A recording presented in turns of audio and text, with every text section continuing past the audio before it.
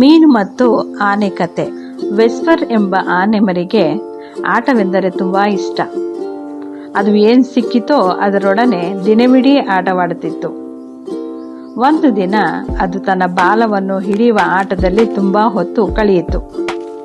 ಕೊನೆಗೂ ಅದಕ್ಕೆ ತನ್ನ ಬಾಲವನ್ನು ಹಿಡಿಯಲು ಆಗಲೇ ಇಲ್ಲ. ಹೀಗೆ ಚಕ್ರಾಕಾರವಾಗಿ ಸುತ್ತು ಹೊಡೆದು ಆನೆ ಮರಿಗೆ ಬಳಲಿ ಬಂಡಾಗಿ ಹೋಯಿತು. ಅದಕ್ಕೆ ತುಂಬಾ ಬಾಯಾರಿಕೆಯೂ ಆಯಿತು. ಆಗ ಅದು ನೀರು ಕುಡಿಯಲೆಂದು ಕೆರೆಯತ್ತ ಹೋಯಿತು. ಆ ಕೆರೆಯಲ್ಲಿ ಶುದ್ಧವಾದ ತಂಪಾದ ನೀರಿನಲ್ಲಿ ತನ್ನ ಸೊಂಡಿಲನ್ನು ಮುಳುಗಿಸಿ ಆನೆ ಮರೆ ನೀರನ್ನು ಹೀರಿ ತುಂಬಿಕೊಂಡು ಮೇಲಕ್ಕೆ ಎತ್ತಿತು. ಅಷ್ಟರಲ್ಲಿ ಅದರ ಸೊಂಡಿಲಿನ ಒಳಗೆ ಕಚ್ಚುಗಳಿಟ್ಟಂತಾಯಿತು. ಆನೆ ಮರಿಗೆ ಕಿಸಿ ಕಿಸಿ ಎಂದು ನಗು ಬಂತು. ಕಚ್ಚುಗುಳಿ ಜಾಸ್ತಿಯಾದಂತೆ ಆನೆ ಮರೆ ನಗುವು ಜಾಸ್ತಿ ಆಯಿತು. ಕೊನೆಯಲ್ಲಿ ಆನೆಗೆ ದೊಡ್ಡದಾದ ಸೀನ್ ಬಂತು.